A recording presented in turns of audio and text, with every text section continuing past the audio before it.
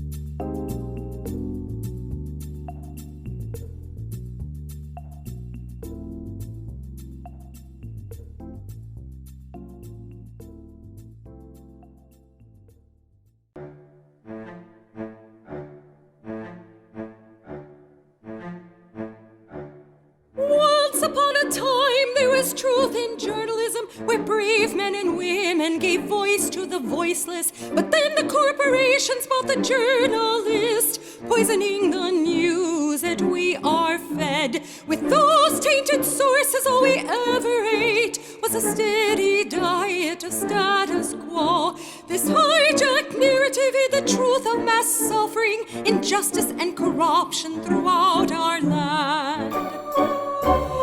Status quo, status quo, status quo, status quo. To expose this shift to oligarchy came a band of honest journalists. They left the studio and hit the streets to give the microphone back to the people. From sea to sea, the people were empowered to share their truth. Their voices no longer stifled, reclaimed their power. Join the media revolution now.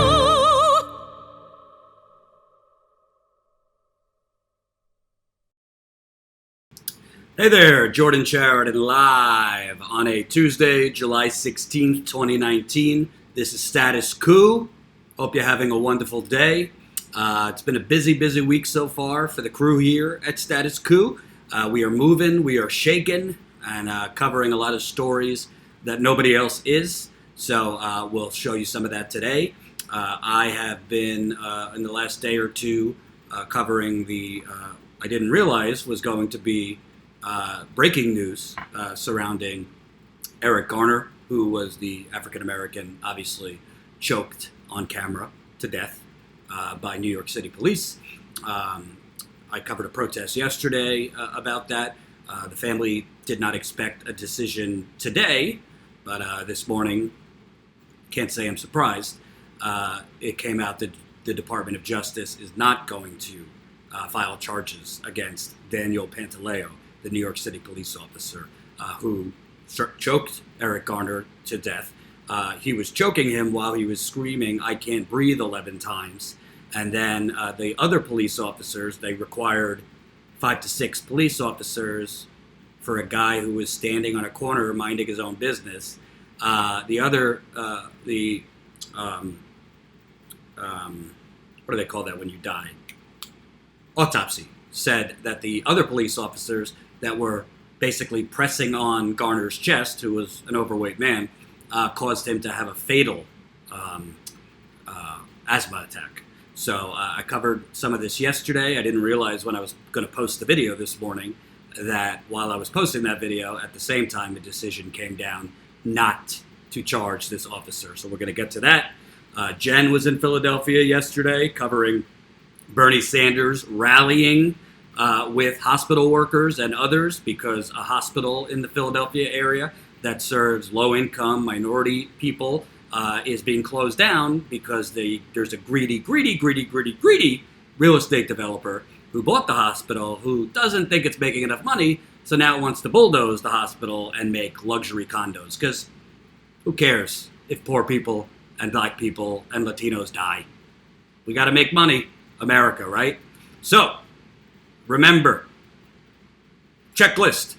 You have a checklist. I need you all, right now, smash that like button. Got 120 watching so far, 53 of you have pressed the like button. If you're watching on your phone, get out of the live stream, get out of the live chat temporarily and press that thumbs up. Very important. That's how more people who do not see the live stream currently will see the live stream. For whatever reason, that's YouTube's game. The more people that press the thumbs up, the more people that will see the live stream. So even if you don't like me, fake it till you make it. Fake it till you make it. Also, Status Quo, become a member. The screen's going to go black for a second because I have to load this. Excuse me. We are now at 623 Status Quo members. Membership is how we grow. We're going to talk about this a little bit more a little bit later, but you can become a member for as low as $5 to $10 a month. Super, super important. Our goal for the end of this month, so we have exactly half a month now, is to get to 700 members. We are going to the Detroit debate at the end of the month, and we're trying to cover other stories in the field as best as we can with a very, very small independent media outfit. Follow us at Status Quo. We're almost at 8,000 Twitter followers, so if you haven't followed us on Status Quo's Twitter yet, what are you doing? Hit that follow button. The more people that follow us on Twitter, that's more eyeballs we could reach with our journalism. I am at Jordan Sheridan. Also, follow and subscribe to our podcast, bit.ly/Status Quo podcast, and join our email list. You can go to statusquo.com. You'll see a little section to enter your email. This is another important way we grow. We will not spam you with a gazillion messages, but growing our email list is another way we could grow. And speaking of growing, for those of you who don't know, yesterday we passed 50,000 subscribers. Count it, 50,000. And we launched this channel, not as Status Quo, but as Jordan, my own personal YouTube, in March of last year. So basically, in April, May, June, July, in 14 months, we've reached 50,000 subscribers. Of course, it would be more than that if we weren't being suppressed by YouTube, but this is the world we live in. YouTube does suppress independent networks like Status Quo. I think we've been suppressed more than a lot of other people because we launched basically in the aftermath of YouTube's new algorithm. So, you know, if it was the good old days where we weren't being suppressed, we'd probably be north of 100,000 subscribers by now. But this is the world we live in. We're trying to work around that suppression, and that's another reason why we're pushing membership so much, because the bottom line is, as long as we keep growing on membership, what YouTube does not matter as much, because we don't have to be reliant as much on YouTube for revenue. Membership is the ongoing revenue that we need. So our goal ultimately is to keep growing that small dollar subscriber base. Again, we're at 623 right now. You can become a member for as low as $5 to $10 a month. It makes a huge difference. There you go, $5 a month, $10 a month, or $179 annually. So we'll talk about that a little bit later. And also we got our GoFundMe going. I have no idea why it's showing $64,850, because yesterday while it was live, we crossed $65,000. So I hope that's a glitch. We'll see. We did pass $65,000 yesterday, but I guess we got to do it again today. So any contributions is appreciated. And now, moving to the first story, I'm going to get to Bernie in a little bit. I think Bernie might be finding his message not as strongly as I would like, but a little bit stronger than before. Remember, if you have not pressed that like button, the more people that press that like button, the more people that will see this live stream. So it's the thumbs up button right under the live stream. That's all you got to do. Click the thumbs up button. Also press share. If you press share it to your Twitter, your Facebook, all of that jazz. That's good. But I got to start with what's going on with Eric Garner. Eric Garner, if you don't know, was an African-American from Staten Island, New York. He was basically standing outside a convenience store on July 17th, 2014. So tomorrow will be 5 years. When police approached him, they said he was selling cigarettes, untaxed cigarettes. For that, apparently, they needed a crew of 5 to 6 police officers to bring this larger individual down. He screamed, "I can't breathe," 11 times as New York City police officer Daniel Pantaleo choked him to death. And the autopsy said that while Pantaleo was doing an illegal chokehold that was forbidden from being used for 2 decades in the NYPD. He was not allowed to use that chokehold. The other officer's weight on Garner's chest induced a life-ending asthma attack. So to this morning, we got the terrible, horrific, but not surprising news if you're a black person in this country. Tomorrow was supposed to be the 5-year statute of limitations for federal charges to be brought. And here we have the Justice Department will not bring federal charges against any police officers involved in the death of Eric Garner 43-year-old black man whose recorded takedown in New York in 2014 helped coin a rallying cry for those concerned about law enforcement's treatment of minorities. Two people familiar with the matter said, to be clear, this is Attorney General Bill Barr's decision not to charge. Let's show you some of what Eric Garner's mother and daughter had to say at the news conference today outside the district attorney's office in Brooklyn, New York.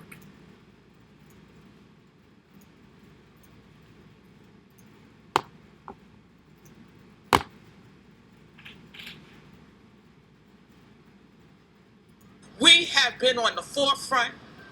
We have followed it up. We had to go. We had to fight. This is not an easy fight, but we kept on pushing. And make no mistake about it, we're going to still push. You could push back, but we're pushing forward because this is not the end. And we're asking the commissioner to make the right decision.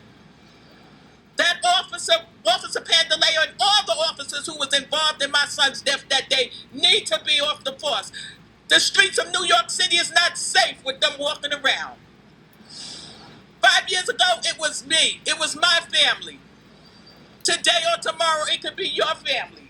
You are New York City residents. You're not infallible. You must remember that.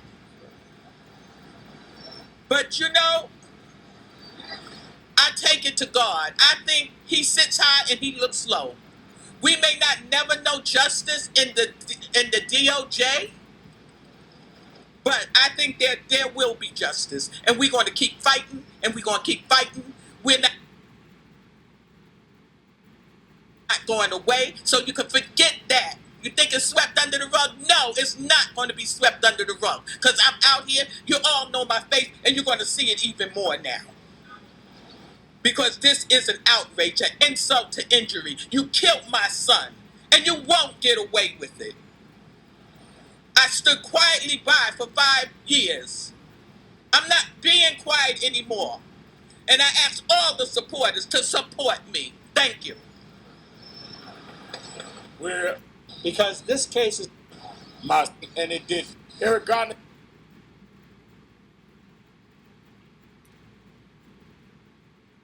With pension, often that this justice any more than you already heard.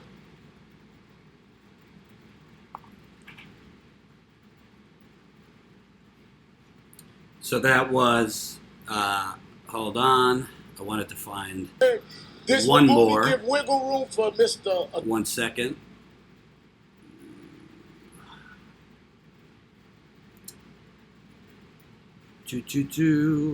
Live on the internet. Give me a minute. Doo-doo-doo.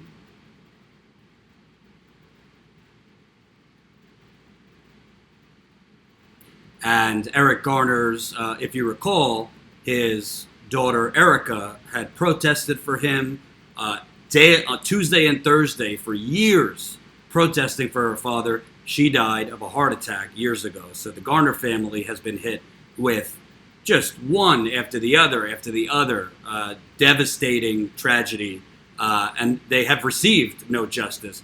And here is his other daughter today with a really, really infuriating but just response to Officer Pantaleo facing no charges at all.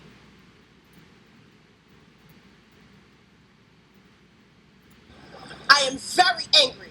I stand here in the spirit of my sister who fought for justice until her dying day for my father, standing outside protesting. She called the CCRB to do this investigation, and they didn't do their job. We called the Department of Justice. They didn't do their job. So no, I'm going to stand outside and I'm going to scream it. Pantaleo needs to be fired. He needs to be fired. There is no waiting. There is no nothing. The statute of limitation is tomorrow. Eric died 7/17/14. We're 7/16/19. 5 years later and there's still no justice. So no, there won't be no calm. No, there won't be no peace. No justice, no peace. I'm here for Alyssa, I'm here for Kaylee, and I'm here for EJ. They have to watch their grandfather be killed on TV every time the news comes on. They have to watch as we go through this, and we are emotional because we have to be strong for these children. So no, we will not rest. No, we will not be calm. De Blasio, what's up? When are you going to fire this officer? You have the evidence. You have the evidence. And more evidence than we ever knew got released in this trial. A lot of information that we didn't even know was released in the trial. So where's the justice? Don't apologize to me. Fire the officer. Don't give me your condolences. I heard that 5 years ago. We want justice and we want it today. By 5 o'clock, they should be letting us know something. Something. Because coming in here, bringing us here in a roundtable talk just to say, after you already released your decision that you apologize, your condolences, no. We've been quiet for way too long. My sister died fighting for justice. You won't kill me. You won't kill me. That's it.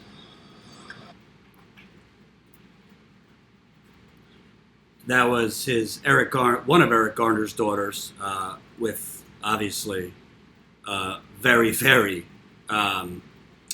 understandable DOJ rage. has failed us. And I also want to show you the lawyer for the family, because he made a point today that the statute of limitations, they've been talking about a statute of limitations for a while, is not out. There is no statute of limitations for federal civil rights charges. So let me get you the lawyer.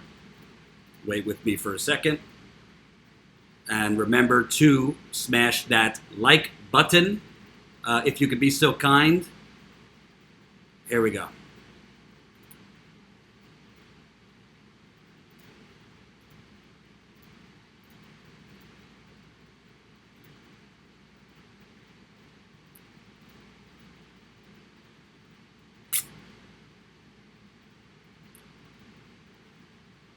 Hold on.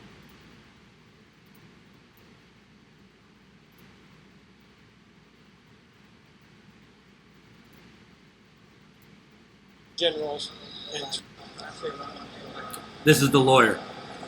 You know, they were telling us that the statute of limitations run out tomorrow.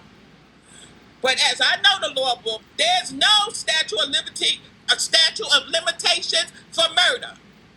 Am I right or wrong? There's no statute of limitations. And that was murder that they did to my son. Well, just a minute. Attorney Jonathan Moore can address the legal part of the meeting. I think the failure of 5 attorney generals and 3 U.S. attorneys in the Eastern District to bring a case for the death of Eric Garner is a shame. It's a national disgrace. And it's an issue of national importance. And everybody running for president should have to take a position on whether it's a just result in this case. All the Democrats, all the Republicans, they should have to take a position. Because this case is not dead.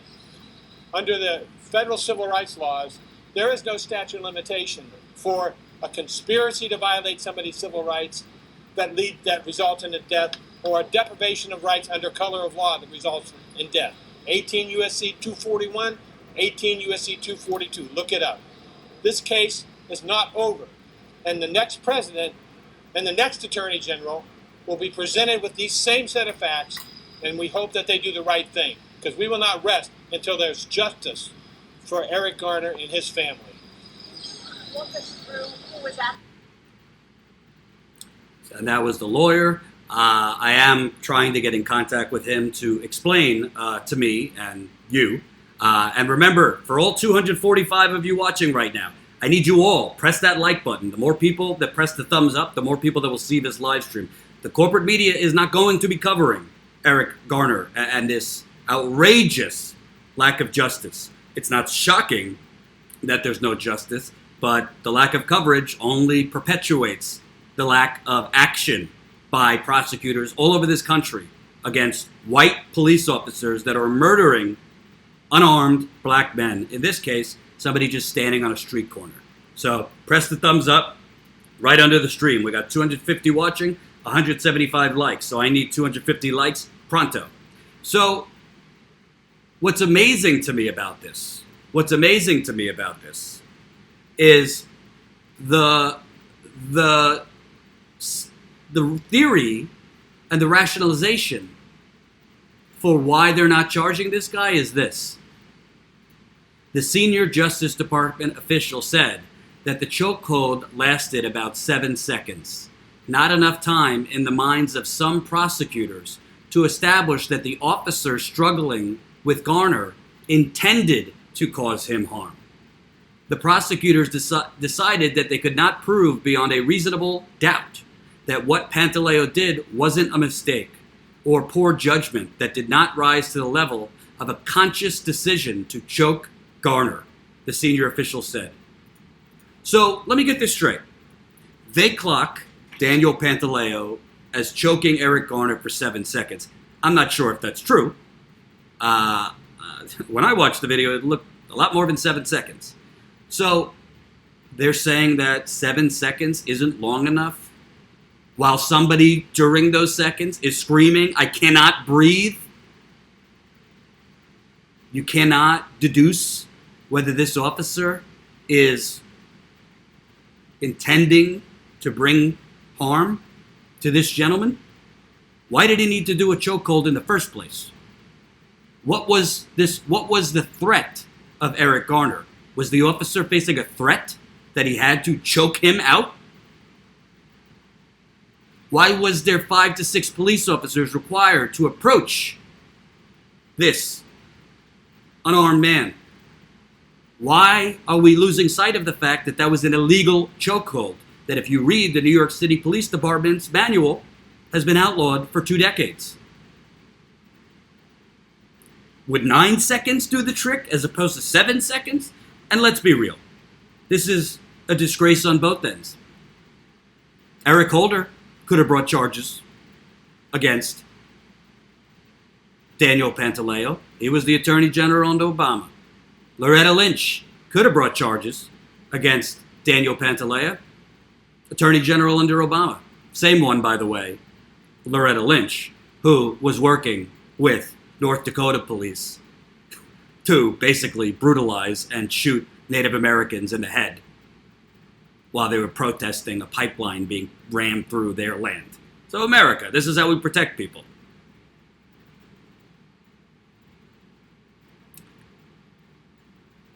Obviously, you don't expect Jeff Sessions was going to do anything, nor do you expect Bill Barr was going to do anything. It's obscene. Can you imagine for a second if it wasn't a cop, if it was not a cop, and it was just me strangling somebody for 7 seconds? You think I'd get the benefit of the doubt? Oh, we don't know if he had the intent to harm him. He might have just been defending himself against, actually on tape he confronted the guy, so I don't know.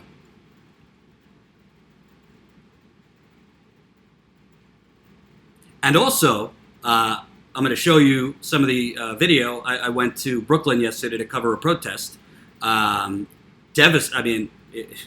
If you don't have some Kleenex next to you or some tissues, Kleenex. If you don't have some tissues next to you, I'd recommend getting some, or don't watch. So, what did this guy think was going to happen if you're choking a very large man for 7 seconds? Again, I can't confirm it was 7 seconds, with 4 or 5 other police officers pressing him down on his chest.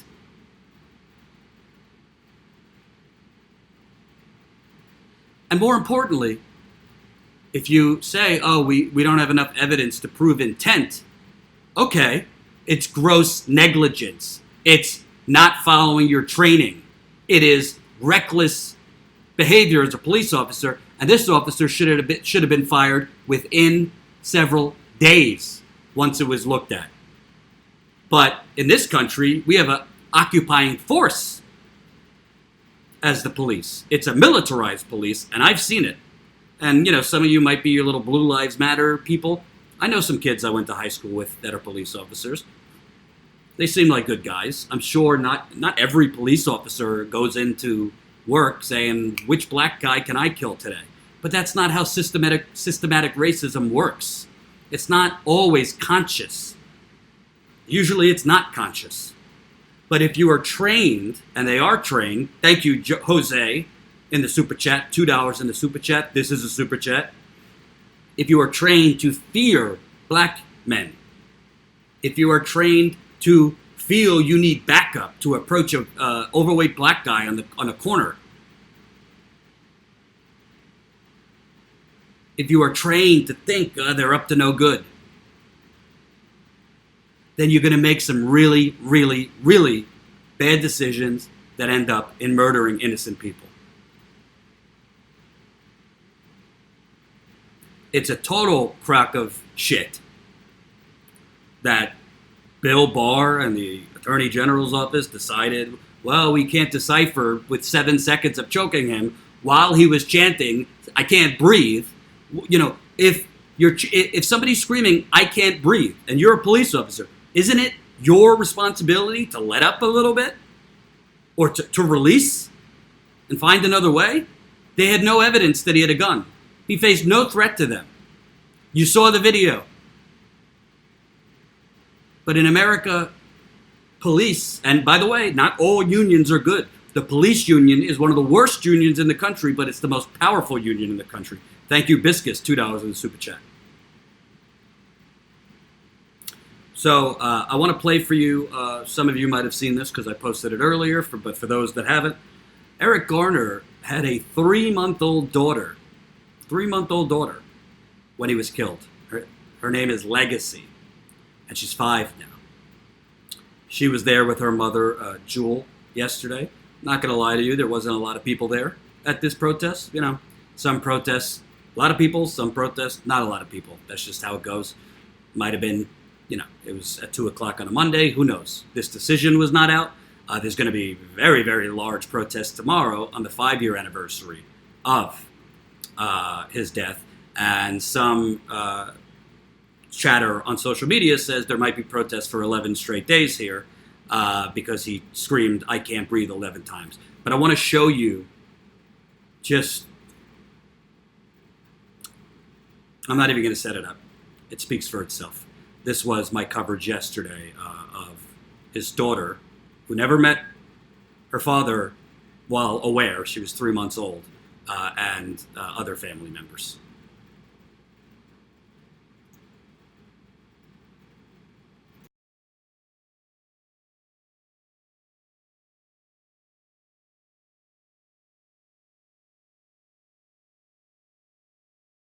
My name is Legacy Garner, the daughter of Drew Miller and my dad, Eric Garner. No justice, no peace. No justice, no peace. I can hear my brother crying, and I can't breathe. Now I'm In a struggle, and I just can't leave. Out the violence of the racist police. And we're He's not gonna stop until people are free. Say what? We ain't gonna stop until people are free. My name is Drew Miller, mother of Legacy Garner. 5 years it's been. They're waiting for the clock to end, to tick out. We have a couple more days. We're asking the feds to step in and do what's right. Eric was murdered. He was lynched before us for the world to see. In this ongoing fight, oh boy, I want everybody to come out July 17th and stand with us in Staten Island on the scene where Eric was lynched, where he was robbed of his life.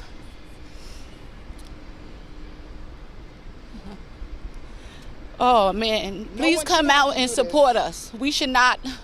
I should not have to be standing here on today, 5 years later, asking. Still 5. Asking, begging for justice. That's what we're doing. We're begging for justice. Oh man. It's been a long haul. It's been a long road. A long road for us. But we're still here. And We're still strong. We're going to be here. And we're going to continue to fight. Long That's after what we July have to do. 17th, Eric's name will live on through his children, through his community. He will not just be known as a murder victim. He will be known as a man, as a loving father, as a friend, as a husband, as a son, as a father. Oh boy. This isn't right that we have to be out here today. This is hard. I mean, take a look at our faces. I mean, we are deeply affected by this. Okay. And we're standing out here begging, pleading for justice. The fight still continues. I would ask everyone to please come out. Please. July 17th on Staten Island. Yes. We'll be there all day, all night. We plan on shutting the block down. We'll be there all night. So you guys please come out, support us, stand with the family, stand with the community. Staten Island is still in mourning. My daughter's 5. It's been 5 years. It's been 5 years. 5 long years. And she was robbed. She starts school in September. And he won't be there to see her walk through those doors for her first day. For her first day of school. So I'm asking the community to come out, continue to show us your support, your strength, your love, show your outrage. Let the system know that we will not tolerate this. You cannot keep continuing to kill us. And we're not going away. Black and brown people are important. We matter. Daniel Pantaleo needs to be fired. Not only Daniel Pantaleo, there were other officers there that were involved on that day. The EMS, I'm holding you accountable as well. Yes. They did nothing. And I'm pissed because that responder that was there, she knew that Eric was dead. And she actually said, "Sir, you can get up now, help is here." She knew that there was no help. She was not there to help. I'm fucking pissed. We're here with Legacy and Jewel and the rest of the family to get justice. This is sad that we have to be out here today, 5 years, and demand justice. And more importantly, the core of this is that this young baby has never had the opportunity to meet her father. That's not right. Pantaleo, all the other people that were involved can see their loved ones. This young baby here can only see her dad and memories of her dad through video. That's not right. How is that fair? That everyone else can see their dad but her. And she has a loving, supporting family by blood, but also through the cause. So she'll never be alone. And Jewel will never be alone. And the rest of the family will never be alone because we are family. We're not going to stop. July 17th, we don't know what's going to happen, but we want them to know that we're going to be out here. We're not going to stop. And if it's going to take just us for justice, then that's what we're going to have to do. Just us for justice. You know, we're not here for photo ops. We're not here for any kind of proclamation. We're just here for Eric Garner, and more importantly, we're here for Legacy. This is what we're asking justice for Legacy. If you have any kind of compassion, any kind of human decency, you would want justice for her, justice for Legacy. And we're standing out here because we know that the clock is winding down. And we know that the odds are going to be stacked against us. But you know what? But we have to be out here. No matter the odds, no matter the obstacles, we have to be out here every day, all day. We cannot let up.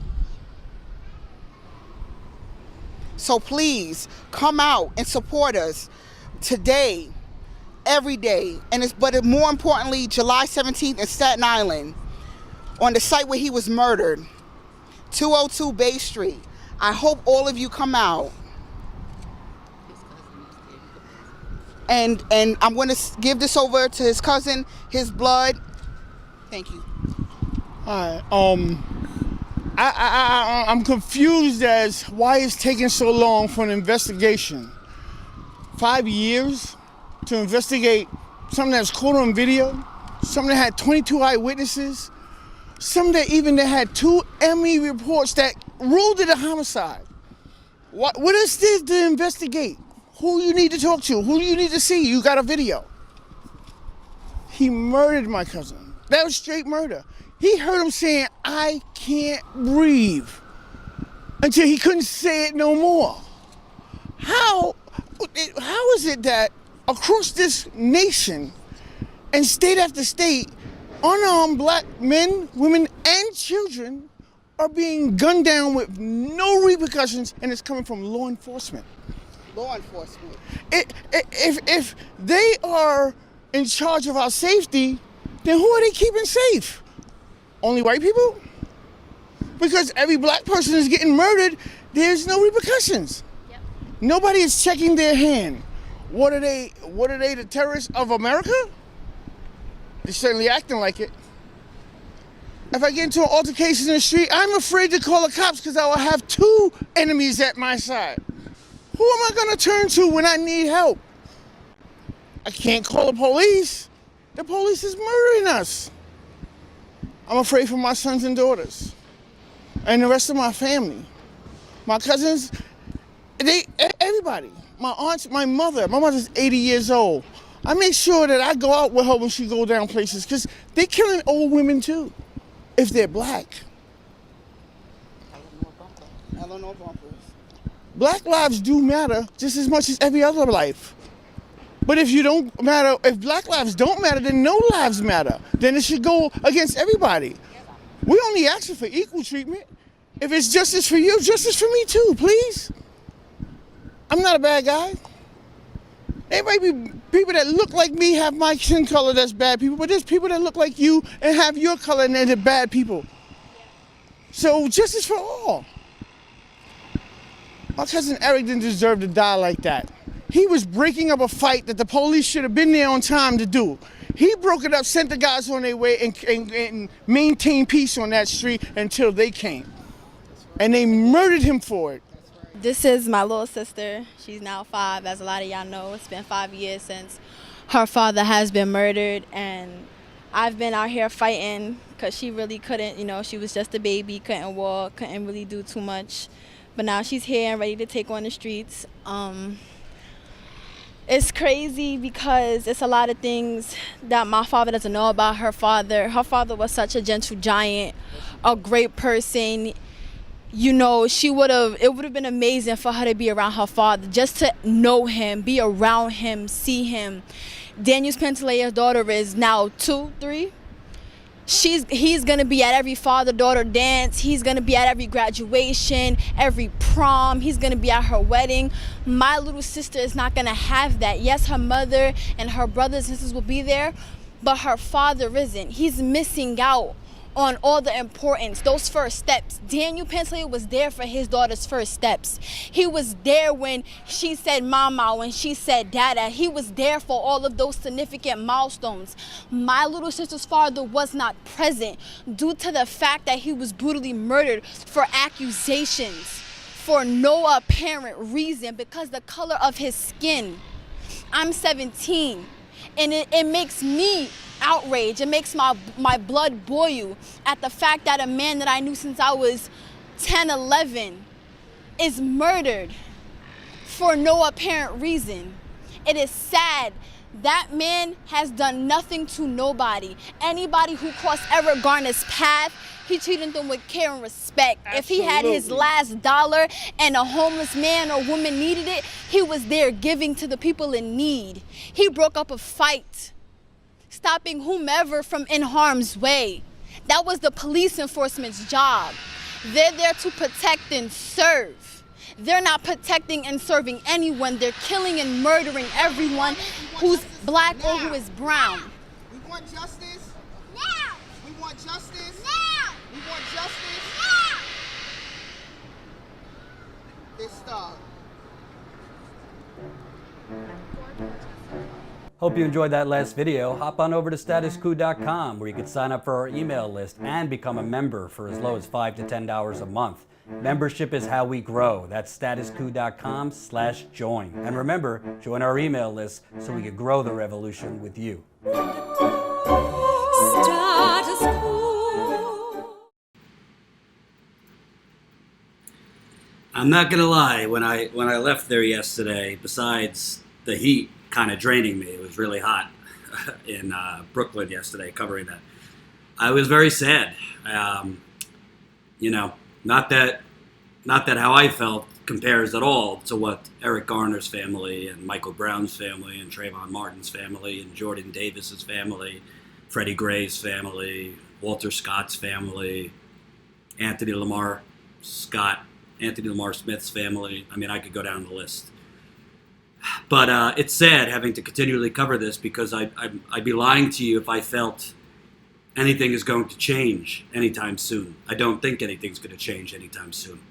Because until systematic racism is addressed in this country, and I don't know if systematic racism will ever truly go away.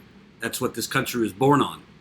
But until corrupt politicians are taken out of office, until police officers, even in a slight way, are held accountable, nothing will change. And frankly, Mayor Bill de Blasio now, he wants to run for president. Mayor Bill de Blasio, well, if you want to show that you have the bones to be a president, then show some leadership. Because the mayor has the ability to fire this police officer. And frankly, I thought Mayor de Blasio's statement in response to this was weak sauce. De Blasio, with the 5th anniversary of the tragic death of Eric Garner less than 24 hours away, federal law enforcement agencies have just announced they will not pursue charges against Officer Pantaleo. Years ago, we put our faith in the federal government to act. We won't make that mistake again. New York City is not the same city it was 5 years ago. We are a different city, and we must act like it's a different city. Moving forward, we will not wait for the federal government to commence our own disciplinary proceedings. Reforms over the last 5 years have improved relations between our police, blah, blah, blah, blah. I'm not reading the rest. Bottom line, Bill, you have the federal response or lack of response. So I don't exactly know why you're making a statement about this. Either fire this police officer and make an example, fire him without him having a pension, or go back to being the fake progressive. Can't be both. It's within Bill de Blasio, the New York City mayor's power to fire this police officer. Why he's waited so long, he could only tell you. Yes, he will have the full force of the New York Police Department and their union and all the Blue Lives Matter people going after him if he fires this police officer. But leadership is about most of the right things are the hardest things. The right things are never the easy things in politics. It takes courage.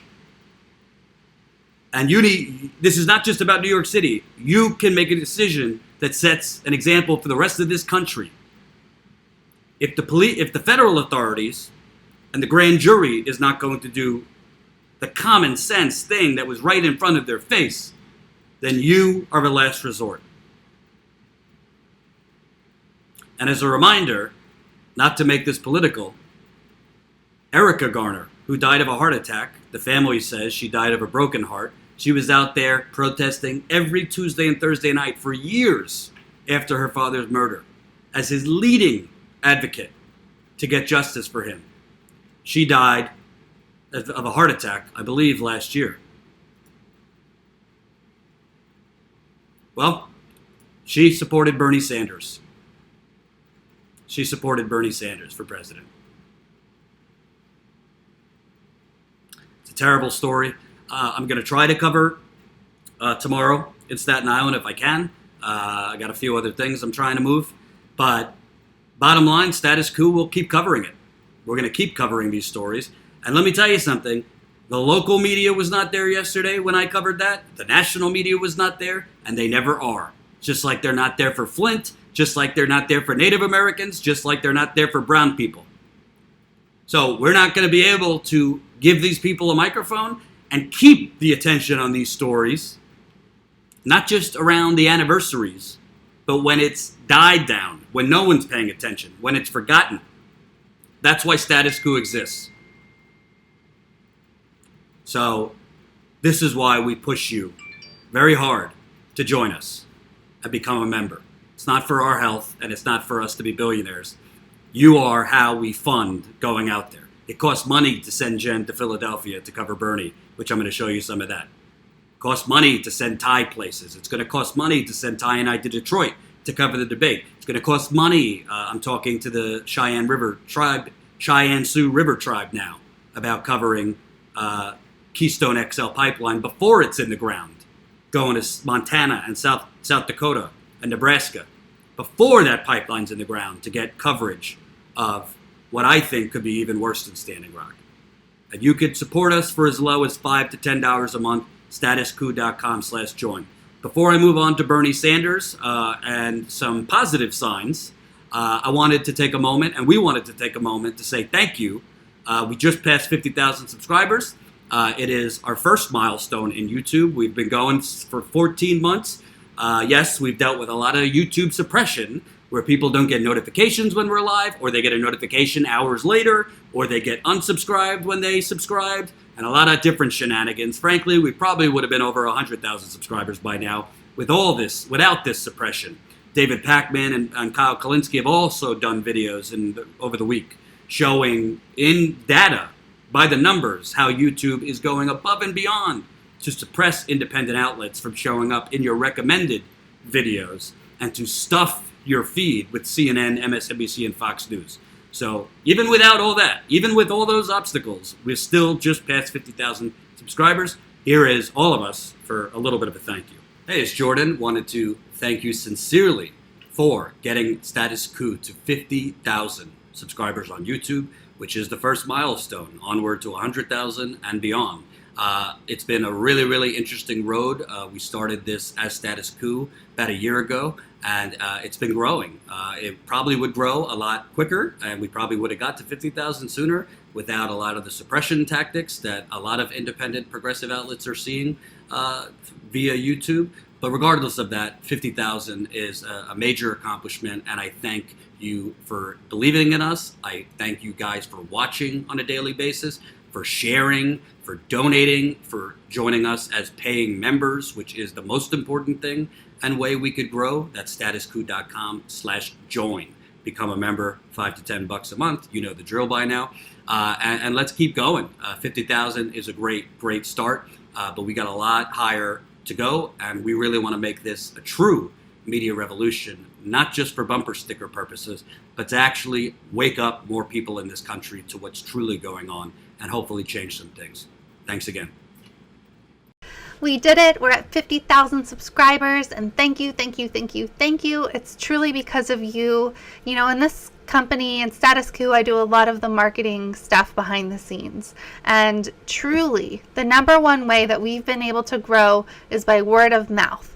That's you guys getting out there, telling your friends, telling your family, sharing our stuff on your Twitter and your Facebook and your Instagram, and liking our videos and emailing it to people and doing everything that you can do to spread the word about Status Quo.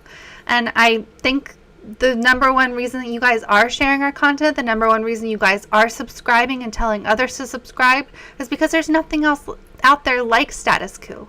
There's no one else out there giving the microphone back to the people, doing deep dive investigations to expose corruption, and doing the types of things that Status Quo has become known for.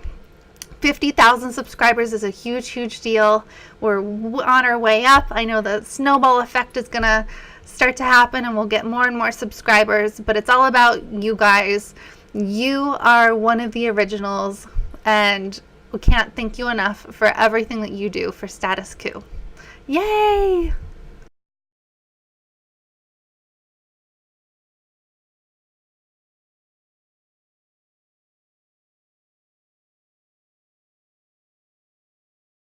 You tried.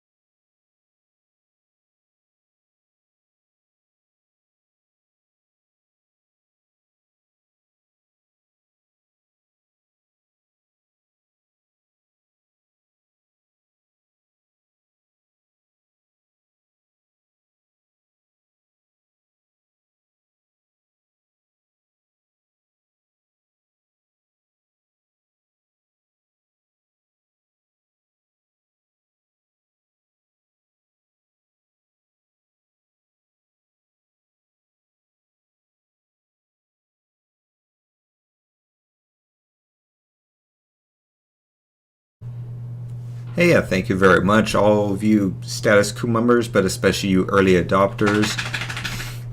Daisy agrees. Without you, none of this would have been possible, especially things like Jordan going and breaking the Flint story and keeping up with this sort of really heavy-hitting content, which allowed Status 2 to grow to what it is today, and hopefully keep growing it even bigger and better than before. So thank you very much.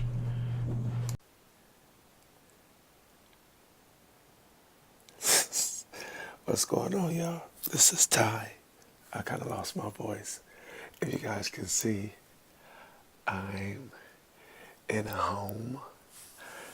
I don't know if you guys know or not, but I am moving from from LA to New York, and I moved out of my apartment officially. Like, I still got to get my truck though, but I'm out. So I'm staying with a friend until the end of the month, and I am moving to New York. But I am doing this video to say thank you to the members. We reached our goal. You guys are amazing. I'm sorry I'm whispering because it's 2 o'clock in the morning. I actually had a friend come from New York with her children, and so I was like showing them around at different places, and we was at the beach and stuff, and we literally just got back right now. But and this is like club hours, and I was hanging out with little kids, but they had a really good time. But thank you guys. We appreciate you guys. We can't do this without you. Independent media is under attack. The type of So that was Marcus miming with his children and Ty talking very, very quietly. So yeah, have to talk to Ty about fixing that video. Didn't see that the audio was down on Marcus, but you get the point. We thank you, and we'll fix that and post it. So thank you. We're doing this with way less staff than most outlets have, but you know, the more members we grow, the better that we could go cover things. So keep it coming. We're now at, somebody else just signed up. I think it was Matthew something. Did I miss you, Matthew? Matthew, where are you, Matthew? Matthew. I missed your last name. But Matthew, welcome to Status Quo. As a member, Matthew Kelly, new Status Quo member. Thanks, Darth Corey, for the super chat. Here's to the next 50,000. Here's to the next 500,000. And also a special shout out, of course, Jen Jen in the Super Chat co-founded Status Quo with me. We wouldn't be here without her. She deserves a lot of credit. She was with me from the beginning. She drives me kind of crazy, and I'm sure I drive her crazy. So match made in heaven for Status Quo. And she has the right vision for this. And the vision is very simple. And that is give the microphone back to the people. While the pundits sit in studios and eat cake, we're out with the people. And we're going to continue doing that. Not only is it journalistically the right thing to do, shocker, people really, really like it. And there's a huge demand for it. So let's keep it up. Our goal for the end of this month is 700 members. So spread the word. If you're already a member, keep spreading the word. And thank you for supporting us. You could always support us. There's a Super Chat, through Super Chat, GoFundMe, all of that good stuff. We still got a long ways to go in GoFundMe. Thank you. We just got a donation from Patrick Coyne, $27. So I have no idea what happened. We hit $65,000 yesterday, but it took that money away for some reason. So about $123 away from $65,000 again. So want to move on to Bernie. Shockingly, Bernie did an interview with the Washington Post today. Talk about going into the lion's den. So let me start it showing you a little comical moment. Here's the beginning of it. Bernie pointing out the obvious about who was sponsoring this event. In the way, Senator Sanders has succeeded in making his priorities part of our national conversation, ranging from Medicare for all to regulatory reform of Wall Street. Since launching his 2016 bid for the presidency, the senator's message has encouraged new voters, particularly younger generations of voters, to participate in the electoral process, changing the nature of our political debate. This morning, we'll hear more from Senator Sanders about his domestic policy goals, his approach to the problems posed by Iran and North Korea, and his strategy for winning the Democratic nomination. We're looking forward to a lively discussion. Before we begin the program, I would like to thank our presenting sponsor, Bank of America. Now, please join me in welcoming Senator Bernie Sanders and the Washington Post's Robert Costa. Thanks, Bob. Bye. Senator Sanders, thanks so much for being here. Is Bank of America really sponsoring this? Well, let's just get into the interview.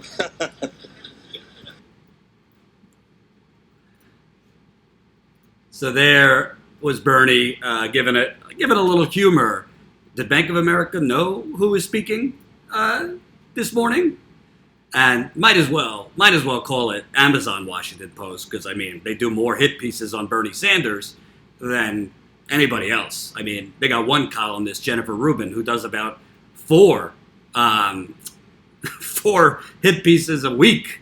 It's crazy. Absolutely crazy.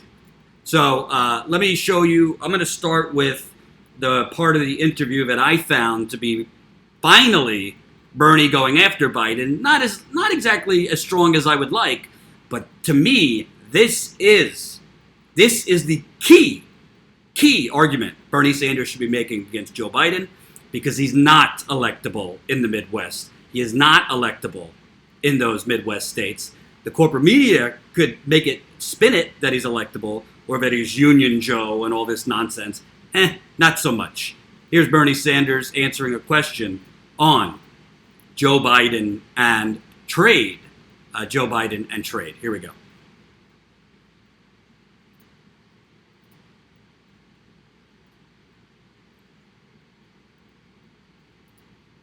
Millions of good-paying jobs, leading the world in wind and solar and other sustainable technologies. You brought up China.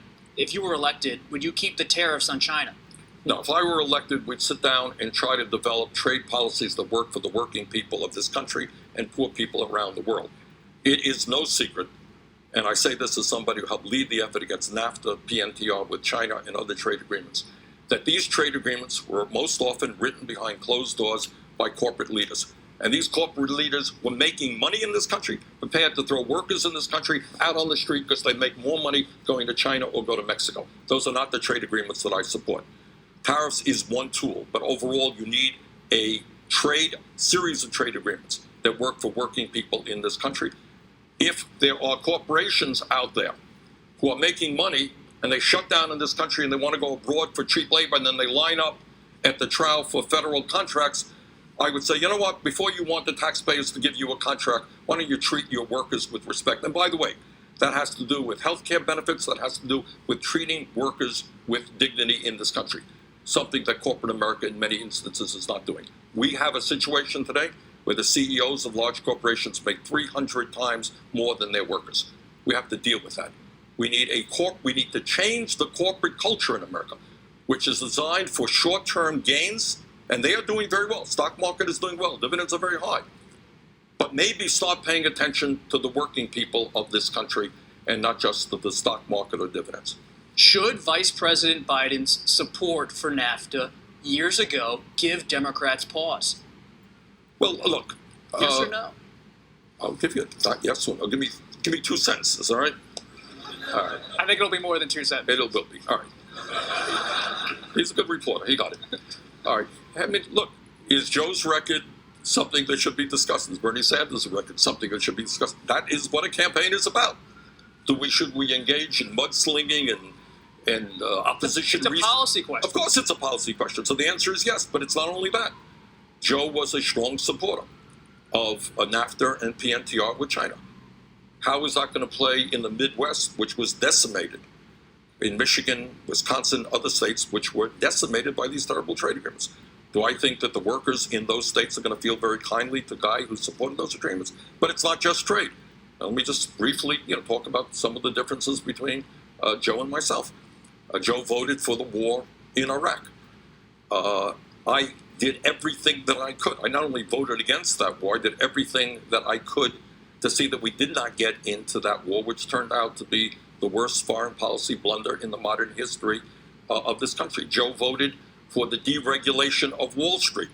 I helped lead the effort against that. That led, in my view, to the Wall Street collapse of 2008 and the incredible pain that caused for the American people. I voted against that bailout. If there was going to be a bailout, I wanted the billionaire class that helped cause the problem to pay for it, not working families. So, the differences between Joe and me on foreign policy, on domestic policy, is pretty significant. More importantly, our vision for the future of this country is very different, and voters will end up taking a look at our records, taking a look at our ideas for the future. They will make their decision. What does that tell us about his judgment, especially that Iraq vote? Look, I don't want to, psychoanalyze Joe and determine about his judgment. He was wrong. He was wrong big time. And go back to what I said on the floor of the House. I was a member of Congress about, the destabilization that would occur in the Mideast as a result of that war. And by the way, right now, I am doing everything that I humanly can. I think I'll be in a press conference in a couple of hours to do everything that we can to make sure the United States doesn't get involved in a war with Iran, which, in my view, you can see how this stacks up 5 years from now, would be an even worse disaster than the war in Iraq. And I want to say something. I know I've been saying a lot. All right. But I did want to mention one of the positive things that I'm seeing happening in the last half year, last 6 months, in a bipartisan way, is that there is a beginning. All right, so you want the good or the bad? The good or the bad? I'll start with the good. Finally, Bernie Sanders is speaking up to point out Joe Biden's record. The corporate media has been manufacturing consent and extreme. In 2016 it was extreme makeover Hillary Clinton. Now it's been extreme makeover Joe Biden, and pushing this notion, this fairy tale notion that he's more electable in Pennsylvania and Wisconsin and Michigan. I got news for you. I was in Michigan, Wisconsin, and Pennsylvania, as well as Ohio, more than any other state covering 2016. Donald Trump did not win because of Vladimir Putin. Didn't win because of James Comey. He had them at NAFTA. And if you look at the exit polls in all of those states, voters tell you what the main issues were. The two top issues were trade and immigration. Trump was very successful at making those workers think their jobs and their plants closed because of Mexicans and Muslims. No, it was because of the corporations writing these trade deals. The corporations write the trade deals. Yes, cheap labor is going to Mexico and China, but you can't blame the workers there. It's the government officials that are selling your jobs to the lowest bidder. It's not the workers' fault. So I don't know why Bernie Sanders didn't bring this up in the first debate. And by the way, we have another new member. Welcome, new Status Quo member, Heather. So we are now at 625. Count them, 625 Status Quo members. Keep this going. Can we get to 630 by the end of this live stream? Our goal for the end of July is 700. So we're on our way. We got half a month to hit 75 more members. So we got to do it. And we are going to the debate, the Detroit debate. Ty and I are going there. Jen has been out in the field a lot. She's going tomorrow to cover Bernie's speech on Medicare for All in D.C. She was just yesterday in Philadelphia. I'm going to air some of that before we end. So we're out there. We're out there in the field. Is CNN covering the things we're covering? Is MSNBC covering the things we're doing? Is the New York Times, the Washington Post, dare I say, the Young Turks? I don't think so. Statusquo.com/join. So, Bernie obviously didn't clobber him over the head. I would have preferred him to say, yeah, his vision has been lacking. And, Joe Biden is doing fundraisers with Comcast lobbyists, and Comcast is a union buster. And while he goes out, talking about being Union Guy Joe, here's all the money he's taken from unions. And NAFTA helped destroy unions. So would TPP, which Joe Biden still supports. No, I have not heard, by the way, just me. We have not received any word from CNN whether we're going to get credentials for the second debate. I'm not holding my breath. We're going regardless. If we don't get credentials, we don't get credentials. That will just be a pattern at that point of MSNBC, CNN blocking actual independent media that's going to challenge the campaigns and the candidates. The proof is in the pudding. Honestly, Jen, I asked Jen before I went live, I was a little busy. I saw a commercial on CNN last night. They literally have a commercial for Energy Transfer Partners. If you recall, that's the parent company of the Dakota Access Pipeline and many other terrible pipelines all over the country. Energy Transfer Partners has a full commercial on CNN. So I was going to do a video on that, but we couldn't find the clip. I'm going to look a little bit later. I'm not exactly, I was questioning, well, should I do this? Because right now they're debating whether, I guess, to give us credentials. If I do this video, that's probably not going to let them, but I'm not going to, ignore CNN basically, taking money from the very fossil fuel companies that are helping to frack and destroy this country. Hell no. So I'm going to try to find that clip. But the bottom line is this. Bernie, that message against Joe Biden on NAFTA and TPP. Remember, I reported on this earlier. Joe Biden wrote in 2016 as vice president. He wrote cheeringly about the TPP, just like Hillary Clinton called it the gold standard. But Hillary Clinton called it the gold standard in 2011 while she was Secretary of State. Joe Biden was writing glowingly about this in 2016, and he's still for TPP. And if he was president, he would definitely try to reignite TPP. Well, TPP, if NAFTA was the first wrecking ball to close down those factories in Ohio, Michigan, Pennsylvania, Wisconsin, Illinois, many other states around this country, TPP will be the final one. You want to talk about a jobless economy? If TPP comes to pass, forget it. And finally, Bernie Sanders is bringing up the things that he should have brought up in the debate. And I hope he brings up in the second debate. I think he could do it a little stronger.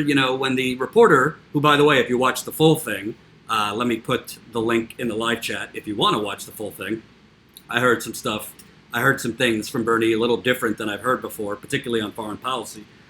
There's the link. But when the reporter says, is he lacking judgment, maybe a stronger answer than, I don't want to psychoanalyze him, this and that. Bernie, enough with the niceties, okay? Are you planning on going on vacation with Joe and Jill Biden after the campaign, take the gloves off. Yes, he's lacking judgment. He's lacking judgment to lead. That's what you need to say. I'm not a campaign strategist, but that's what I would like. Just me. How does Jordan talk and read the comments at the same time? LOL, I wouldn't make sense. Well, maybe that's why I'm not sleeping, because my eyes are strained from this computer.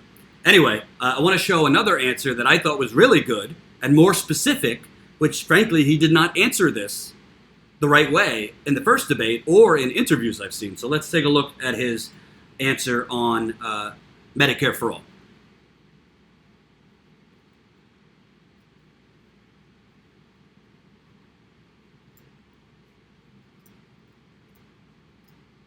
Have a stake in creating a system like Medicare for All through a bit of a higher tax rate? Well, how do you think healthcare is not free? Right now, we pay for healthcare in a variety of ways. Pretty complicated. About half of healthcare dollars, more or less, comes from taxes. That's what Medicare is about, what Medicaid is about, what the CHIP program is about, what the Veterans Administration is about. So you already spend a lot of money on that. The other way we pay for it, we don't call it taxes, we call it premiums. We call it out-of-pocket expenses.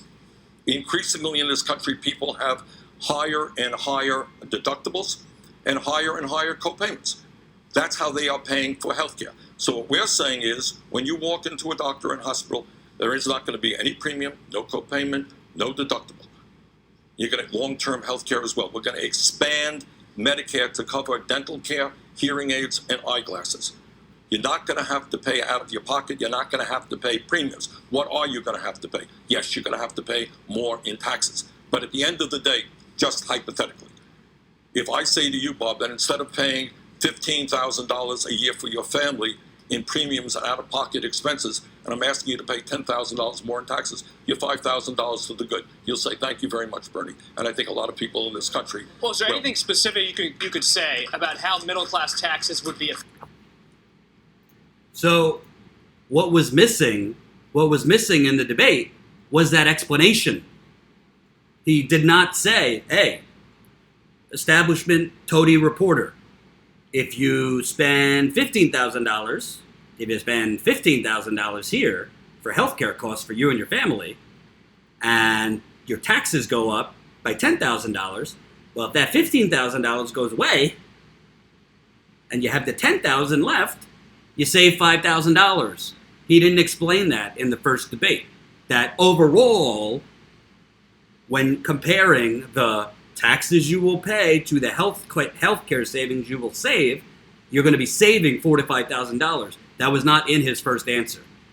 Bring a Karl Rove whiteboard if you must. I mean, Karl Rove is a degenerate, but so be it.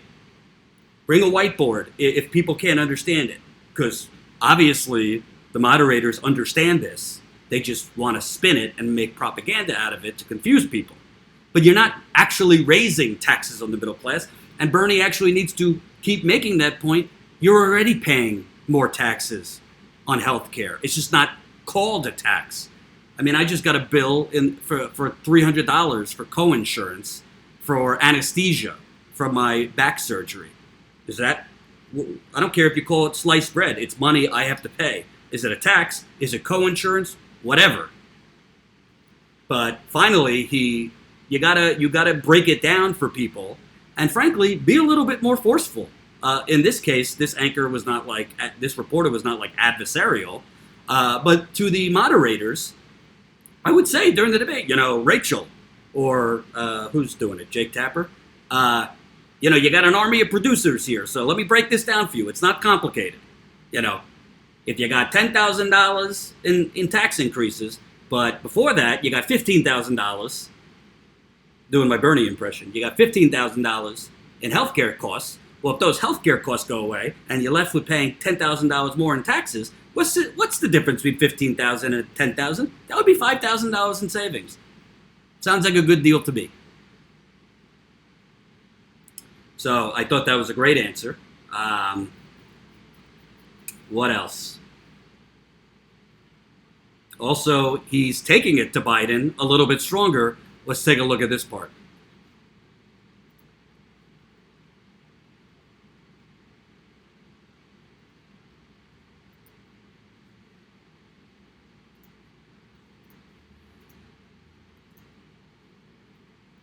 Everybody in this country has a card which allows them to go to any doctor they want, any hospital they want, and which will end up costing us far less than the current dysfunctional system. The key question that we as a people have got to ask ourselves, do we think that we should continue a healthcare system designed to make huge profits for the insurance companies, drug companies, and others? Or do we have a system which is universal, every man, woman, and child that is in it, and it is run in a much more Vice President Biden cost-effective way? his words, your program would be too risky, that people would transition over to Medicare for all and they'd lose coverage. I like Joe, and I hope we will have this debate, But when Joe says something to the effect that Medicare for seniors, what did he say, will end? I mean, that's just an obviously absurd situation. Let's think back for a moment. Let's think back. In 1965, LBJ and the Democratic Congress began Medicare. Today, Medicare is an extremely popular program, far more popular than any private health insurance program. They began that back in 1965, before we had anywhere near the kind of technology we have today. Started out of nowhere. And then people say, somehow or another, with all the technology we have today, all the experience we have with running a Medicare program over the last 50 years, that somehow we can't, over a 4-year period, go from 65, which is eligibility right now, down to 55. Bob, you know how many millions of people who are 60, 62 years of age would give, how do I say this, their left arm to get into a Medicare program? They're hanging in. They're waiting for Medicare.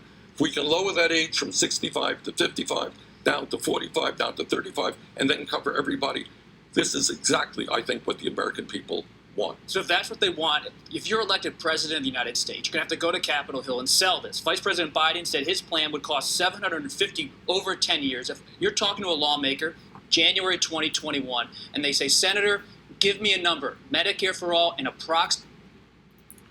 I thought that was a good answer. I prefer, instead of absurd, maybe just say, well, he's lying. That's a lie. That's Republican talking points that Joe Biden is using. Just here, and full disclosure, I'm just taking this from Bernie Sanders' campaigns, an email they sent out. But, I mean, these are the numbers. Compare the two plans. Bernie on the left, Biden on the right. Obviously, Bernie's plan covers everybody. Biden's plan, estimates, leaves out 10 million people uninsured. I think that's a low number as far as 10 million people uninsured, because how many more people are going to have expanded Obamacare but still not be able to afford it? So you could say 10 million people totally uninsured, but there's a lot of people with Obamacare that are technically insured that cannot afford it. Obviously, Bernie's plans eliminates copays, deductibles, premiums. Biden's plans, tens of millions of Americans remain underinsured with high copays and deductibles, leave too many people at the mercy of insurers. Then you got Biden's plan, basically leaves people at the whim of their employers. So you got 100 million Americans would remain dictated by their employer to keep their insurance. They could lose access to their doctors if they're separated from their jobs, which an estimated 66 million Americans were in the last year. Or the employer could change their coverage without their input. As one study found, almost 30% of employers changed coverage last year. Then you have a public option under Biden will be too expensive for those who need it. Biden wants to keep the complicated system of health insurance premium tax credits and means test eligibility for premium-free public coverage. Let's ask the people who just barely missed qualifying for Medicaid today how that will work for them. And obviously Biden's plan preserves a broken system. And by the way, why does Joe Biden really want a public option? Why is he saying a public option, which frankly won't be a true public option, and I'll tell you why in a little bit. Why is it that he wants a public option? Probably because all the Wall Street banks that are heavily funding Joe Biden are also heavily funded in big pharmaceutical companies, hospitals, and the for-profit health insurance system. Could it have anything to do with that? This is never discussed, but the banks, Goldman, Wells Fargo, JP Morgan, Bank of America, all of them, hedge funders, lawyers that represent financial institutions, which are some of the biggest donors to Biden, Harris, Buttigieg, they're all invested in the for-profit healthcare system. So you think Joe Biden's going to be, railing for Medicare for all while he has caviar and champagne on Park Avenue? Jen, how many emails do we get a week where it says Joe Biden scheduled for today because we're on the press list? Joe Biden has a finance event this evening. Finance event, a.k.a. figuratively sucking some for money. Excuse my French. This is why he does not support Medicare for all. And, Biden takes every opportunity to cite his BFF, Barack Obama, President Obama. Obviously, he's doing that to win the black vote. I'm sorry, but this is politics. He wants to wrap himself so tightly around President Obama that Obama can barely breathe. And Obama has not endorsed him, mind you. But, Joe Biden mentions Obama as much as Donald Trump tweets racist things. A lot. So, Obama himself, a couple months ago at a speech, said, well, Medicare for all is a good idea. And if Joe Biden has to go the lengths of lying and saying, it's millions of people are going to be without health care in the transition. Bernie Sanders, the transition is over 4 years. Nobody's going to be without health care. Obamacare is not going to be dissolved until this system is fully in place. Bernie Sanders has never said, I'm going to snap my fingers and we're going to have Medicare for all. That's not realistic. It's a huge change in the health system. And to conclude, I wish Bernie Sanders would start talking like this on the campaign trail. Here's one more part that I enjoyed.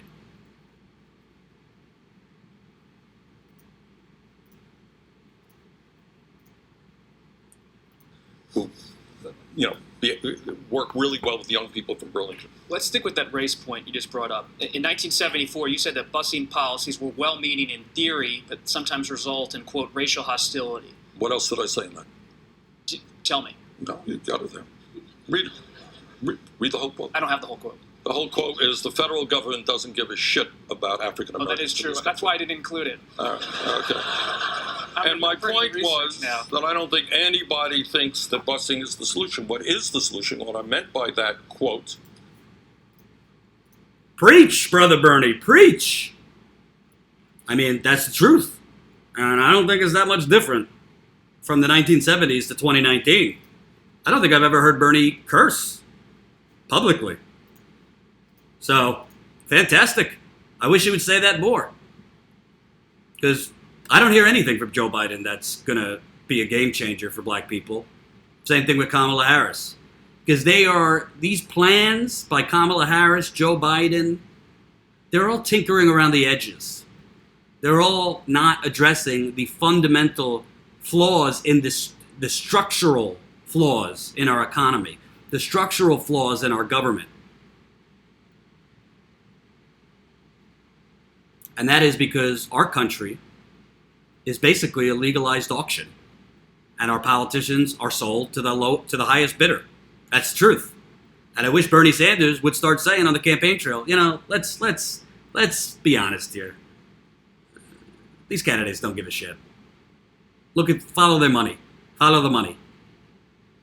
Because, by the way, these Wall Street banks that are hoarding money to Buttigieg and Harris and Biden, Cory Booker, Beto O'Rourke, who seems to be falling down the bar that he stood on. Not a very impressive fundraising. I think he raised $2 million. He'll probably have to drop out by the fall, I would guess, maybe sooner. I tweeted out yesterday that Beto should stand on a tree stump and endorse Bernie Sanders. But anyway, why is it that all these Wall Street people are giving to them? The same Wall Street people that have been doing predatory lending and targeting poor communities and black communities for crappy loans that no human being, white or black, would understand the terms, and basically dropping bombs in the form of subprime mortgages on unsuspecting black people. The financial crash disproportionately harmed black Americans more than white Americans. But Kamala Harris has no problem having fundraisers with the managing director of Citigroup at the top of her Fifth Avenue Manhattan apartment. Joe Biden has zero problem hobnobbing with Comcast lobbyists, Wall Street executives, hedge funders, Silicon Valley, you name it. He'll take their money. They say jump, how high? Warren, as far as we know, Warren is not doing these fundraisers, but she has said publicly, I'm not unilaterally disarming if I become the nominee. The general election is a different beast. Well, if you're already willing to make rationalizations, well, we've got to make an exception for the general election. Well, what does that say about when you're president? Are you going to make rationalizations then too? And compromise, the core convictions that money is the root of all evil and money is a toxic force in politics, and therefore you're not going to take it from the very interests trying to buy you off? Brian, Kamala is for the people in suits and uniforms. So I wanted to show you that because I thought that was some of Bernie's best answers. I hope he sharpens those answers for the debate. Also wanted to show you Jen, Status Quo's co-founder. Jen was out in Philadelphia in that hot sun yesterday. Bernie was standing with hospital workers at a local hospital in Philadelphia that serves low-income, minority people. It's a for-profit hospital, but it has served for many, many years low-income and black and brown people. And now, because a for-profit douchey developer is coming in, he bought it last year, and he's not maximizing profits enough, I can't maximize profits off these sick people. So now he's closing down the hospital to build luxury condos, only in America. Jen was there yesterday. We got some more videos that we're going to post up, but here's one of them from Jen's reporting there in Philadelphia. This is Jen here with Status Quo, where Senator Bernie Sanders has just spoken at Hahnemann University Hospital, talking about the impending closure and also talking about Medicare for all and his plans. I assume you guys work here for the hospital. What are your roles? What do you do? We're all gastroenterology fellows. Awesome. And your name? Jen Schwartz. Kirti Shah. Samia Faruqi. And let's take a look at your signs. Hahnemann hostages, free our funding, trainees cannot be sold, and release trainee funds. So I assume you're talking about the fact that, 500 residents now have no home. Talk a little bit about that. So Tower Health has put in a bid to buy all the Medicare CMS funds, which Hahnemann owns. So we're slated to go to Tower Health Institute, which is being perceived as a savior for us, but that's not what it is. Drexel, Tower Health, and Hahnemann have acted in bad faith and in secrecy and are trying to sell us trainees to institutions that do not have the academic capabilities to run a training program that's adequate, nor the means to do so. And right now our funding is held up in bankruptcy court and we cannot be released to our new trainee programs. Does anyone want to expand? And what we're really concerned is about the 560 residents and fellows whose education and well-being are put to test in this process. It's not that we're not thankful that, they're planning on starting new residencies and fellowships. It's just they don't have the establishment to educate all of us appropriately to enter the workforce. And that's a huge concern for training physicians. Absolutely. It's okay, whatever you want to talk about. They said everything I wanted to say, but in a way we're being held hostage here in a training hospital that's falling apart, and we're, losing valuable time to learn skills in our training, and most trainees around the nation are continuing their training right now, and we're working in an empty hospital, and we just want to get better training somewhere else. What I've heard from a lot of people is that all of it just feels very unfair. I've heard the name Joel Friedman invoked quite a lot today in a very negative way for good reason. Private equity guy who bought the hospital, and what it seems like is he bought it in order to do this, in order to turn this into potential condos or a hotel or whatever, it's prime real estate, not thinking about the people who attend or who are residents here, who train here, who are doctors here, nurses here, staff here, and about the people in the community. Speak on that. What are your thoughts on Joel Friedman and what he's done? I mean, he's a greedy coward to put it simply, but he's not the only one who is to blame here. Yeah, he was the president. However, there are multiple forces behind this, Drexel and Tower Health included, and they're not being held accountable for their actions either. This is just an example of why you shouldn't have for-profit hospitals owned by someone who has no medical background and no stake and really acts without regard to the community it's serving and the people who are serving them. I think everyone here has kind of put it pretty eloquently. There's thousands of people that are going to be put out of jobs, and I know many places around the city are trying to absorb as many people as they can, but it's hard. It's a huge number, and it's pretty unfair. I think that's a great way to put it. It's very unfair for what's happening to the system. But like she said, he's not the only one to blame. There's a lot of entities before Joel Friedman and during his time here, unfortunately, that are at blame as well.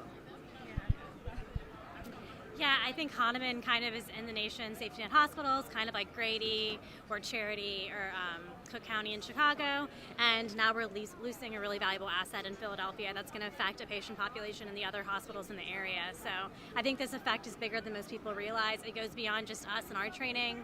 It goes to all the nurses and most importantly all the patients and everyone else that works here besides the nurses. Absolutely.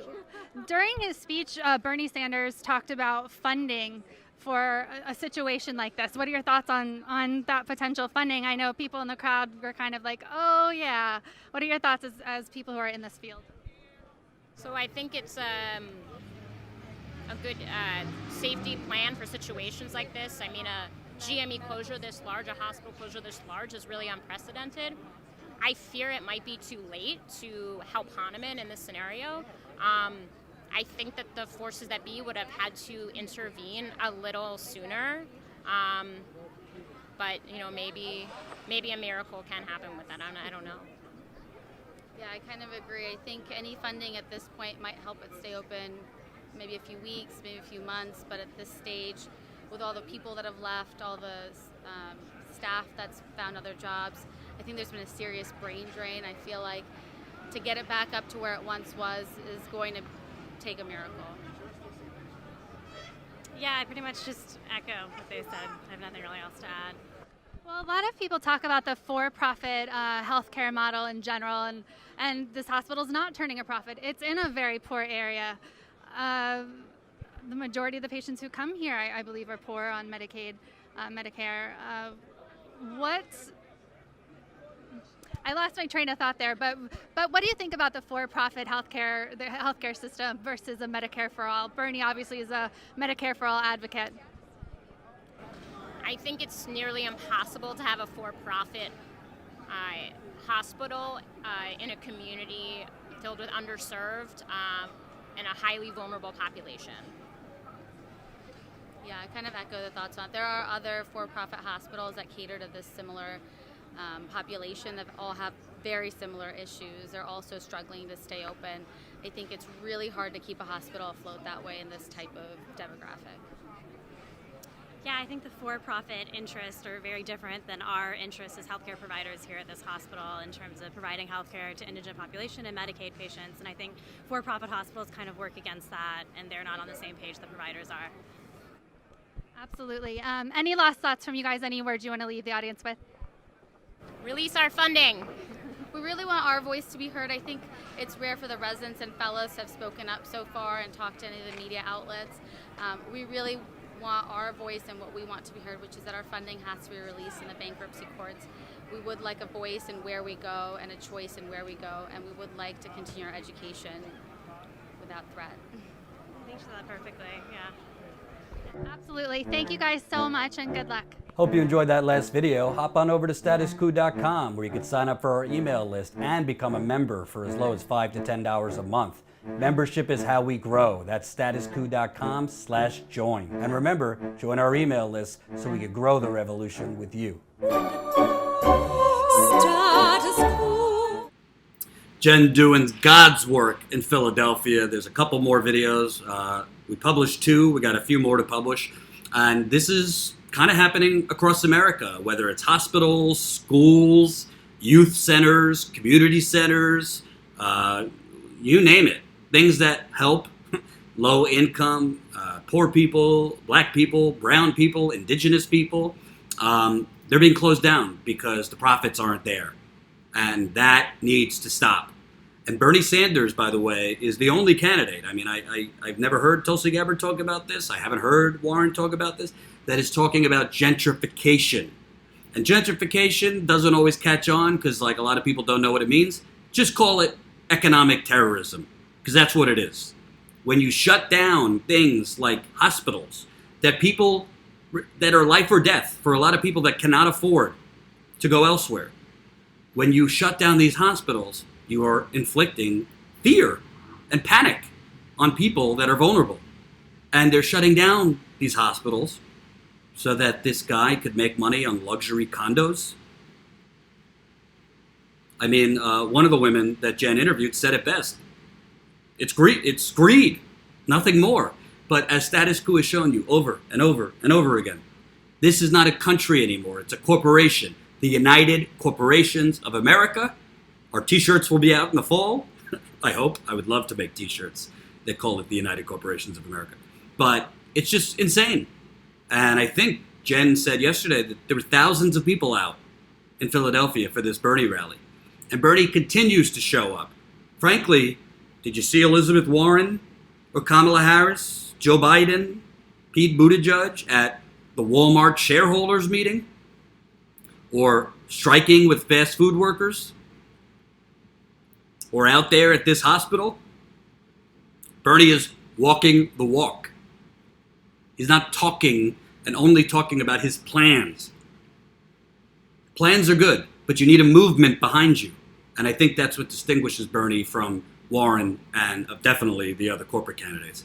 So great work from Jen. We're going to put up more of those videos. We got a lot of more videos to put up. We have a little bit of a backlog. Too much content. It's a bit of a good problem to have.